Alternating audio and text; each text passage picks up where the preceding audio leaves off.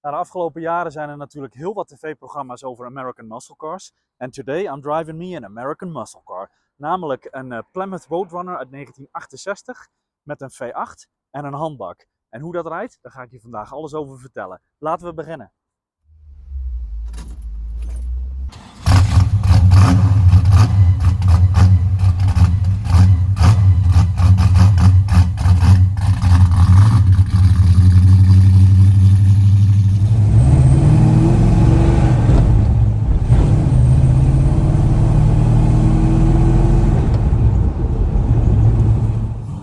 Nou, het is moeilijk met woorden te omschrijven hoe een Amerikaan uit 1968 rijdt.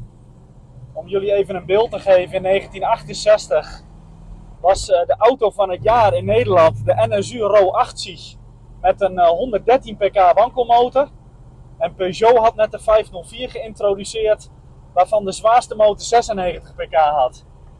Nou, deze Plymouth Roadrunner was in 1968 te bestellen met een 7 liter Hemi motor met maar liefst 425 pk. Nou ja, je kan je voorstellen dat sinds 1968 de ontwikkelingen met betrekking tot chassis, onderstel, remmen, banden, nou ja, heel groot is geweest. En 425 pk in een auto met bladveren achter voelt wel heel anders dan 425 pk tegenwoordig. Dus hoe dan ook, je moet ontzettend goed opletten, want nee, het heeft geen ABS en traction control. Het is een ontzettende, pure, rauwe beleving.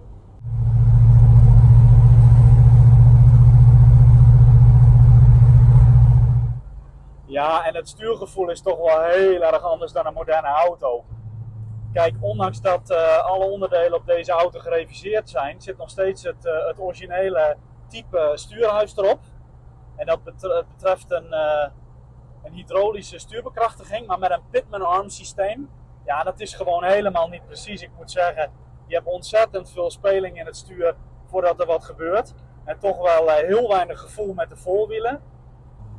En inderdaad, ik draag geen gordel in deze auto, want dat was niet verplicht in die jaren.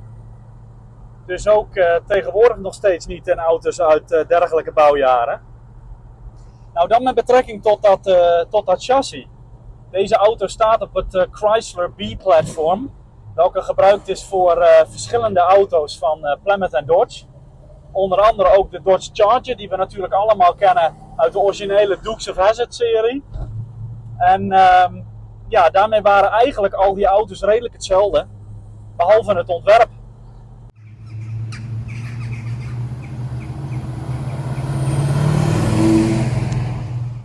Nou, de auto waarmee ik vandaag rijd is technisch eigenlijk gerestaureerd. Er zit een iets nieuwere motor in, namelijk een 440 cubic inch crate motor. Dat is een 7,2 liter V8 motor met een elektronisch Edelbrock injectiesysteem. Heeft ongeveer tussen de 450 en 500 pk en 600 Nm koppel. En ja, dat vermogen, dat is natuurlijk veel ongeraffineerder dan wat we tegenwoordig gewend zijn, hè?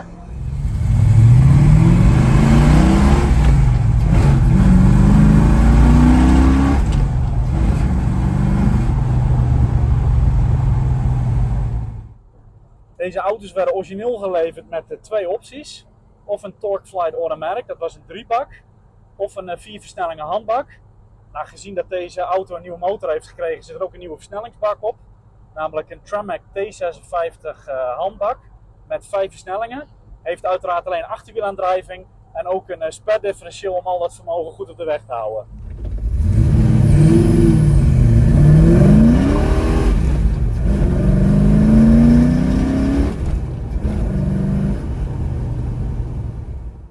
Ja, en die bak die schakelt eigenlijk prima. Natuurlijk is de slag heel erg groot, maar ja goed, dat was natuurlijk in die tijd, hè. Schakelt redelijk precies. En ja, eigenlijk een hele sterke, prettige versnellingsbak.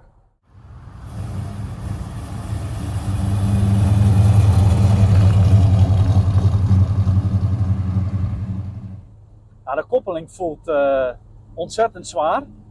Maar dat is op zich niet moeilijk om mee weg te rijden. Ik bedoel, koppeling pakt goed.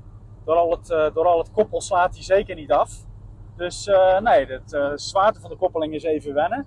Maar goed, dat is bij de oude GT3 RS van Porsche bijvoorbeeld niet anders.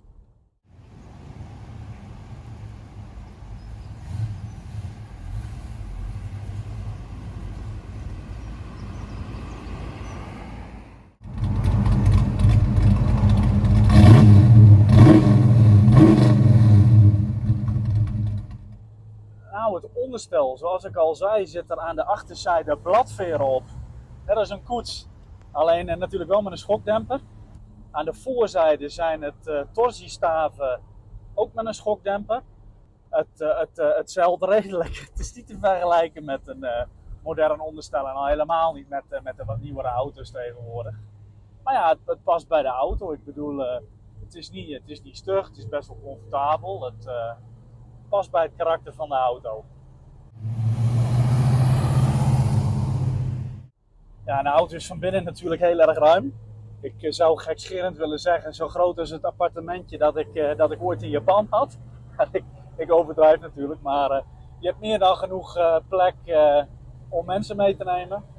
En ja, ik bedoel, interieurs van die tijd, er zat natuurlijk niet zoveel in, dus het is hartstikke ruim en overzichtelijk. De auto heeft natuurlijk wat aanpassingen gezien, de aanpassingen aan de motor. Maar nou, die kleine kuipstoeltjes zitten eigenlijk ook wel hartstikke lekker. Het is natuurlijk wel wennen dat je geen gordel om hoeft. Maar nee, het zit wel lekker en het ruikt lekker ouderwets naar benzine in het interieur. Dus ja, het is wel gaaf.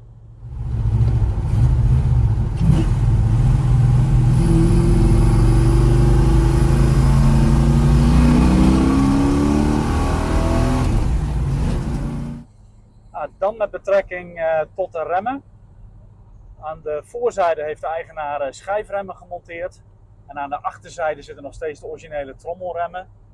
Ja, en dat remt eigenlijk prima, moet ik zeggen. Er zit ook een iets zwaardere remmenkracht erop natuurlijk. Met een extra vacuümpomp. Dus ja, ik bedoel, het remt prima voor zo'n grote zware auto. Zeker uit deze tijd, ja, maken die aanpassingen toch dat prima remt.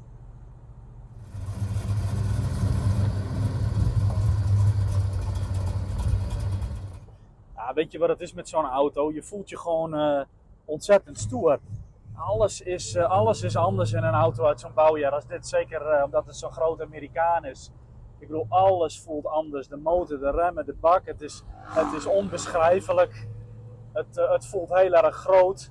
Het heeft toch wel redelijk wat bodyroll. Maar het is gewoon super gaaf. En zeker dat rauwe brute vermogen. Ja, ik voel me wel heel erg mannelijk als ik met deze auto rijd.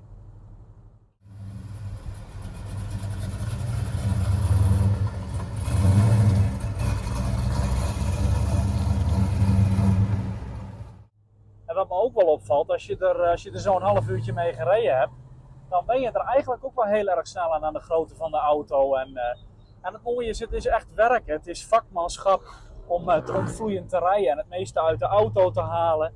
En dat maakt het ook gewoon ontzettend leuk. Het is gewoon een hele fijne beleving en ja, iedere kilometer heb je een glimlach op je gezicht.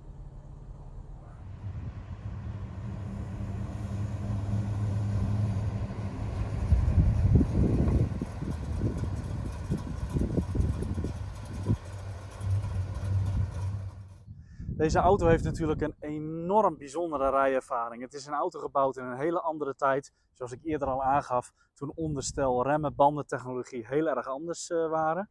En het is dan ook moeilijk op camera over te brengen hoe dat rijdt. Maar hoe dan ook, iedere kilometer heb je een glimlach op je gezicht. Het is gewoon een ontzettend unieke, waanzinnig leuke ervaring. En ik hoop dat ik dat een beetje over heb kunnen brengen op camera vandaag. Tot de volgende keer.